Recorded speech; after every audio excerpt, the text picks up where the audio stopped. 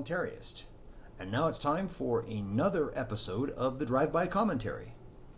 It's so exciting, I know. So I'm glad you're watching, and I've just got a few things that I want to talk about. Again, haven't had time to put together any guests or anything like that. So basically it's like I'm going to tell you about my experiences over the past week, debating with people and that sort of thing, which is, of course, always interesting. I wanted to start off with a piece about Mike Gogolski that I saw on Vice.com. Now, I don't know if you are familiar with who Mike Gogolski is, but he is probably one of the very few people who have chosen to become what's called stateless. And if you want to know more information about Mike Gogolski, I suggest you go to nostate.com, and it documents his process of him destroying his American citizenship, getting rid of it, going through the whole process, and then saying, no, I don't want a nationality. I'm done with states. Now, if you Google around, you'll find that there are some various governmental organizations out there, international organizations, that take a dim view of statelessness, and they want to go and help people recover their statehood, because there are some definite drawbacks to it. For example, have you ever seen the movie, it's with Tom Hanks, I think it's called Airport, or yeah, I think it's just plain Airport, with Tom Hanks, but it's about Tom Hanks plays a foreign national who's basically traveling from this tiny made-up fictional country that they came up with, and he was en route when civil war broke out in his country and his government was destroyed, and so now his passport was completely meaningless because there was no government to back it up. And so he's basically stuck in this airport for months, I think, maybe almost years. I think it's been a while since I've seen the movie, but it's a really good film, and I recommend that you watch it.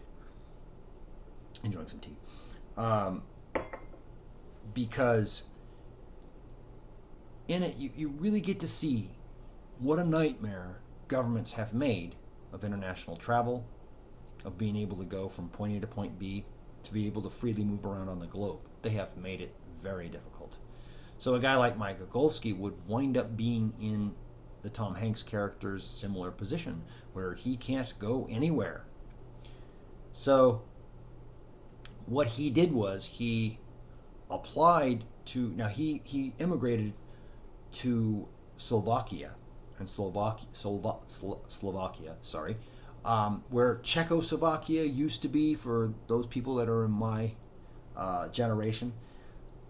Slovakia is its own little country, and they happen to, okay, I'm probably going to butcher this. They subscribe to the Schengen region.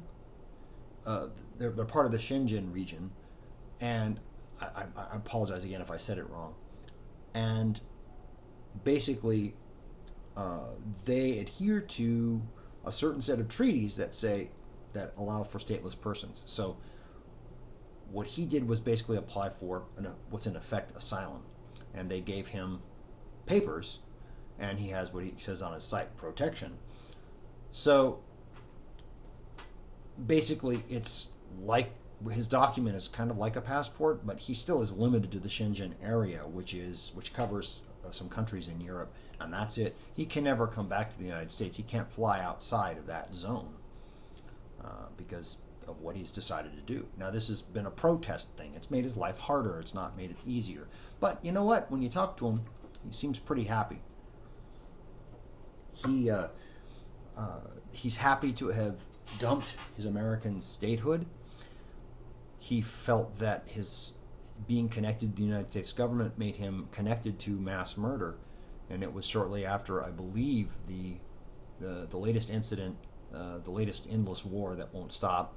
I think it was the Iraq War, if I'm not mistaken. Look on his site; he'll tell you that he just decided, I'm done with it. Anyway, so Vice.com has a write-up about him, and I thought it was pretty interesting to read. I mean, it's nice to see him get a little bit of exposure, but of course, he, the article doesn't really understand this. The author doesn't really understand it.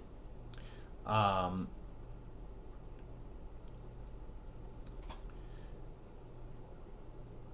let me find the relevant article. My bad. I should have highlighted this.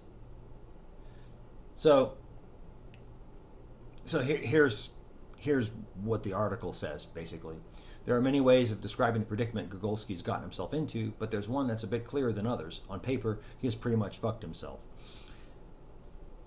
So, it's generally frowned on, but I think that Mike is probably the first of many who may actually start to do things like this, where we just now he went through official channels, but I mean, really, I think if we want to eliminate citizenship, it's more along the lines of we just no longer comply with it. Now, of course, getting past immigration and getting past border patrol and border control and all these other things are hard. But I believe, from a purely moral standpoint, that everybody has the right to freely move about the globe, that nobody has the right to restrict anyone's movements. Governments have decided that they have the right to own their territories, but I say that they don't really have any just cause to do what they do, and they should cease. And I think as support for government begins to get worse and worse, because it's falling like a stone. Even people that I know that are highly, what would you say, that are highly activist, extreme liberals and extreme conservatives, are actually starting to show their frustration with the things that government is doing. I mean, they still have their idealism. They still think that, well, we can fix it by just voting properly and all these other things. We just get the right leader in and whatever. But they are getting disillusioned as well, because we see all of the terrible destructive force that government is bringing to our world. We see corporations getting away with this stuff, with stuff that normal people wouldn't be able to get away with. For example, limited liability and these kinds of things. We see cost of living just going up and up and up and up, and it just keeps coming back to what government does to cause the inflation. And I argue a lot with progressives who really defend the central bank. I don't know why. They think the central bank is okay. And these are some of the richest people in the world that run the central bank. It's a private company, but that's okay. The Federal Reserve is consistent with their guy Keynes, I guess.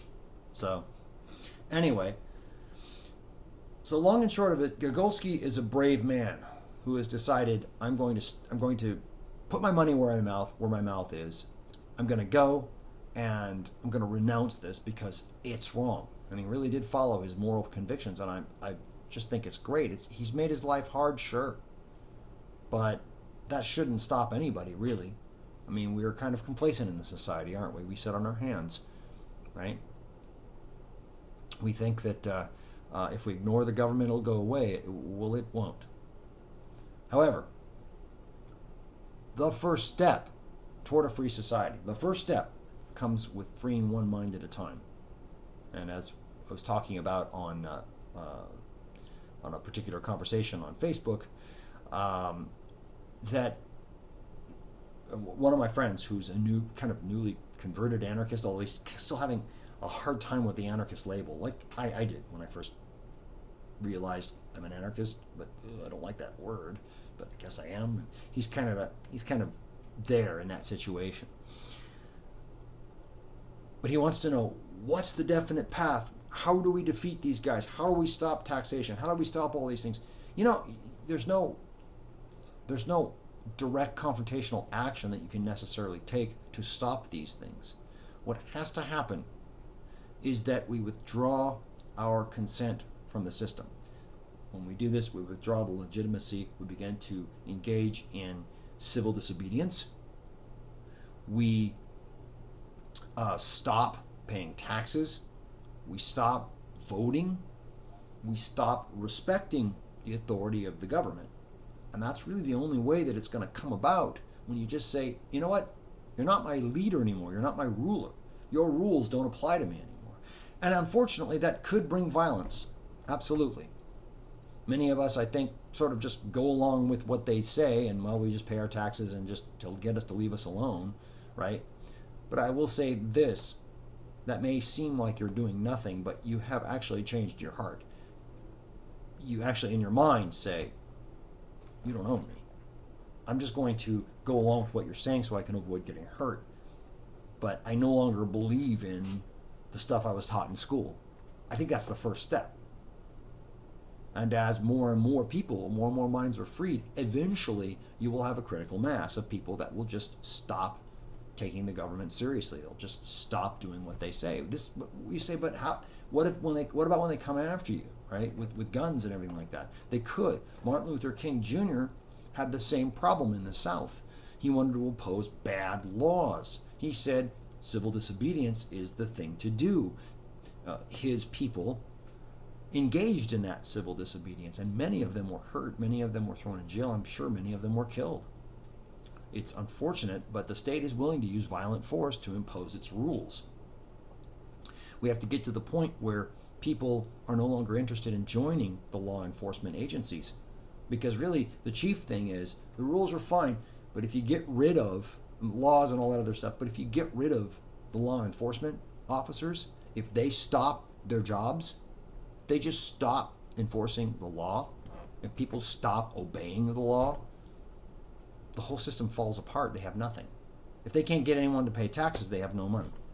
They can't borrow any more money anymore. If people stop using the Federal Reserve funny money notes, then they have nothing. Right? Power is never taken. It's only ever given. And that's the situation that we are facing today. And I'm calling on anyone listening to this, if you still believe that the government is legitimate, even if you're hanging on by a thread, get rid of that belief. Throw it out. Test those premises. Does the government actually have legitimate control over you? Do you really believe in that? If you really believe that, there's not much I can say to you. But if you're questioning it like I am, if you're saying, hey, this has got to stop, we've got to change, you've got to get to the root. And as Larkin Rose would say, the most dangerous superstition ever is the belief in authority. We should not have authority. We should not be controlled.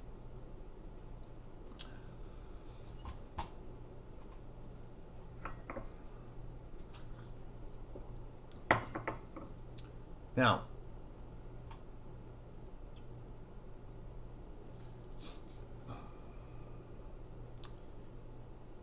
what's interesting is to compare and contrast Jeffrey Tucker's style of libertarianism to, say, Larkin Rose's style or Stefan Molyneux's style. Larkin Rose is extremely negative, right? I mean, he spells things out as they are, what they are, and he uses language that isn't exactly forgiving. And his approach is probably just as valid as Jeffrey Tucker, but Jeffrey Tucker takes it from a more optimistic standpoint. He talks about the good, which I think is important.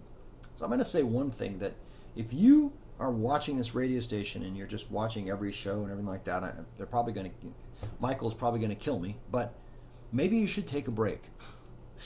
I'm not saying you stop watching the show, but if you find that you are being inundated by the stuff that we steep ourselves in every day, you need a break. You need to get away from it for a while, and you need to start looking at the things that you can be thankful in your life for. Now, I like Jeffrey Tucker's approach in the sense that he uses optimism. For example, he talks about when he sees an example of the free market working, or even in today's rigged market, he sees the market working. He talks about how great it is, and how thankful that he is that we have a market and that people do these things despite what the government is doing. And I think we need to take a pause, take some stock in the positive aspects. First of all, isn't it great that you found a community of people of like minds, right? Isn't it wonderful? Okay, so now you no longer believe the government is legitimate, right? And remember, last week I talked about the 5 stages of grief by Elizabeth Kubler-Ross.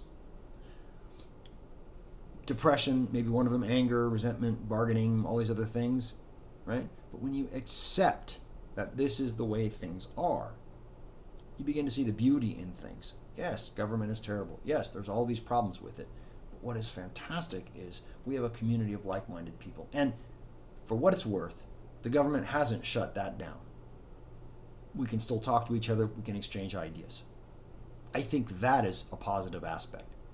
We can start building through agoric techniques a new world where the government becomes irrelevant. It doesn't matter what these guys, they lose the control.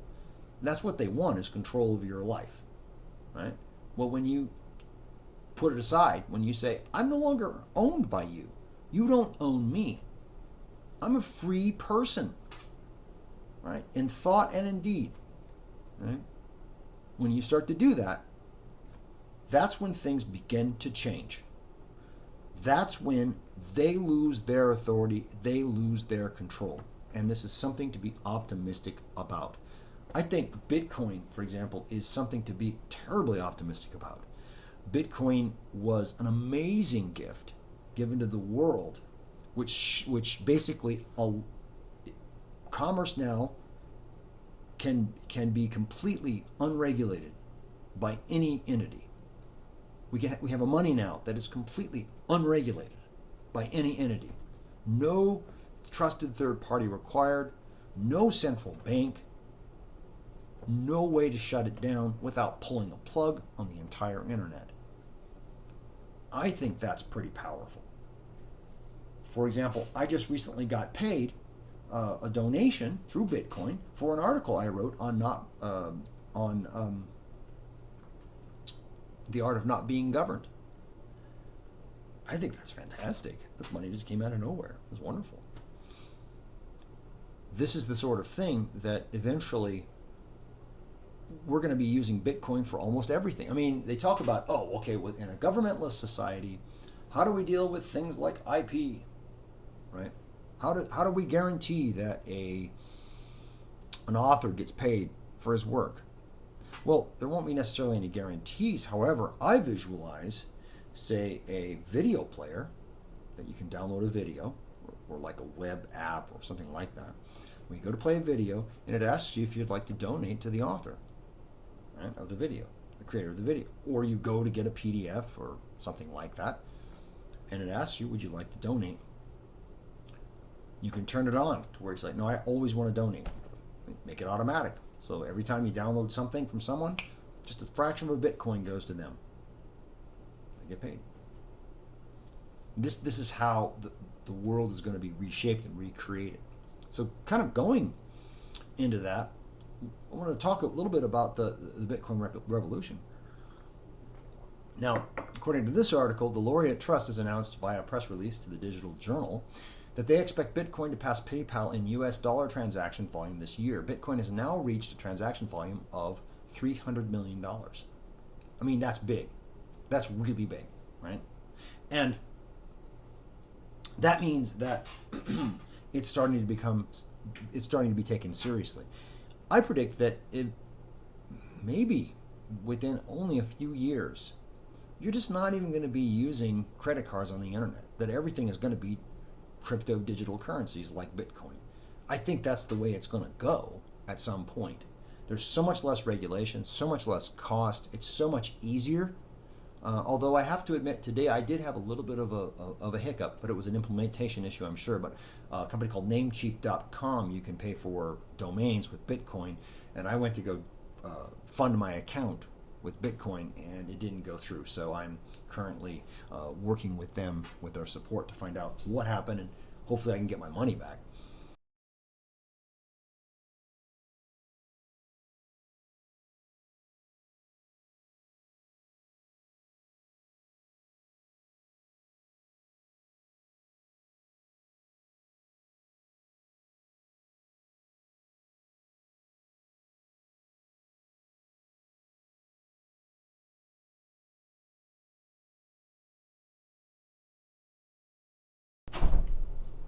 So Bitcoin basically, this is the way we're going to be funding ourselves online. You want a service, you do it with Bitcoin. And the possibilities are limitless, what we can do with this technology, and the freedom is what's amazing. So I found that often the libertarian anarchist position is often misrepresented. And one of the criticisms I have for the critics of libertarianism is that often they don't even get it right. So one of the things that I see a lot of is the critique that libertarians are selfish, they don't care about others, they don't want to help others, they just want their piece of the pie and screw everyone else, and they don't care about the consequences. And in fact, libertarians just want to do whatever they want to do. They want no consequences for their actions. I mean, none of that is true at all. If you're going to critique the libertarian position, critique the voluntarist anarchist position, then at least get it right. We want freedom, but we don't want freedom for responsibility. See, the thing about the libertarian position is we talk about what is the proper use of force, what's justifiable, what's the moral use of force. Should violence be used to address non-violent situations? The libertarian says no. In fact, the libertarian says we follow what's called the non-aggression principle. And the non-aggression principle simply states that it is immoral to initiate aggression. So what does that mean? It's not a pacifist position. This doesn't say that aggression should never be used. What this says is you should never use aggression to get what you want. You should voluntarily interact with people. You should never use force against someone who isn't himself using force. That it's wrong to initiate aggression to get what you want. For example, it's wrong to steal, it's wrong to pull out a gun and, take somebody's money. It's wrong to beat somebody. It's wrong to kill somebody, right? Unless it's in self-defense or defense of others. That's the libertarian position. So at least get it right before you debate it. What we say is that government is the initiation of aggression. It's founded on the initiation of aggression, and then we ought not have that in society. That's wrong. Now, whether society can exist like that or not, whether we can get along, whether we can maintain it, whether it doesn't turn into chaos, whatever, that's a different debate. But if you're going to talk about libertarianism in a sense that you want to critique it and critique the people in it or that are advocating it, then get the position right. I wanted to talk a little bit about the so-called rape culture in our society. Now, I have a problem with saying that we live in a rape culture, because to me, that's saying that everybody thinks that rape is okay, which of course it's not. Anybody use that word rape, you instantly bristle. Many women are absolutely appalled by the very word and they recoil. Some men too. But the important thing is that I wouldn't call what we lived in as a rape culture broadly, but I would agree that there are certain subsets within our culture that enable rape. So I guess you could say that we have rape cultures, or pockets of it I could agree with. Now, I didn't understand where the people were coming from, because they said, well, I don't know anyone that advocates rape, and please explain this to me. I think the best way that it was explained to me was there was a news article that was on where a man described the doings of what a man did. He went into bars, he would drug, without them knowing it, would drug women, that he would target a woman and he would drug her, and then he would take her home and he would have sex with her when she was completely incoherent. And the article never called it rape. And my liberal friend that pointed it out said, see, that's what we're talking about, is that's enabling rape by not calling it what it is. No, I'll agree with. And I think there's definitely, in the media for sure, there is a rape culture in the media that kind of will not come down on men particularly white men, for doing something like that. They'll apologize for it.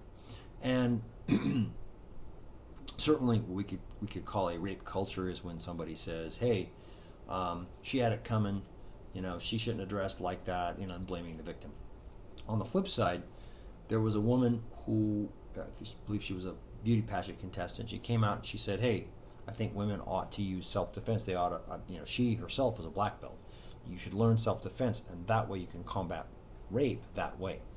And feminists came out all over the place on Twitter and derided her and said, "This is terrible." And I think that they were very wrong to do that, because she's trying to enable women to take matters into their own hands and actually save their own skins.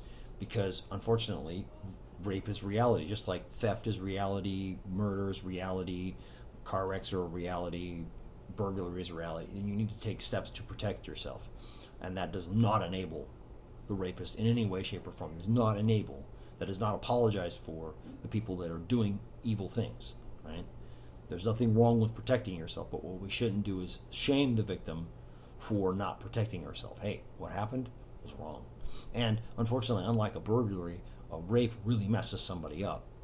So, I can meet the people that say rape culture about halfway, but I don't think we live in a big rape culture. I don't think that's the case. But I do agree that there are pockets. It depends on who you talk to.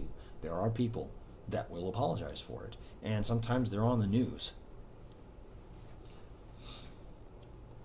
So to heal our world, we have a sick society, right, in many respects, right? How do we heal our world? The way we heal our world is to first step, and any doctor will tell you, you need a proper diagnosis of the disease before you can treat it. If you have an improper diagnosis, you're liable to prescribe the wrong drug, wrong surgery. You'll make things perhaps even worse, maybe even kill the patient. So you need to really understand what it is that we're talking about. Why is society ill? What is it in society? Well, I can tell you one thing, that what isn't helping is the ever-presence of violence in our society. And a lot of it's hidden, but it's definitely there, and it affects us all.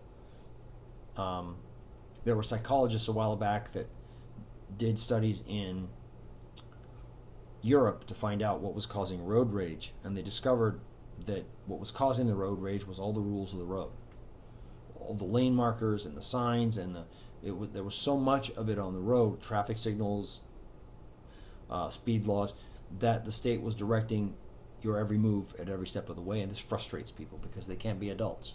They can't actually be courteous to each other. And because all their choices are taken away. So it creates sort of a violent environment. Well, likewise, with all of the regulations and all the laws that we have, and all that you can't do this and you can't do this, and you pay your taxes, and you're busted if you make a mistake, right? The penalty is fines and jail time and police showing up. The penalty is the gun. And really, when it comes down to it, under every law is a gun. And this affects the psychology of people in this country. And of course, this is my opinion. There's no scientific proof that I can back this up, but I'm sure I would love to see studies done on this, because the Europeans discovered something. I'm sure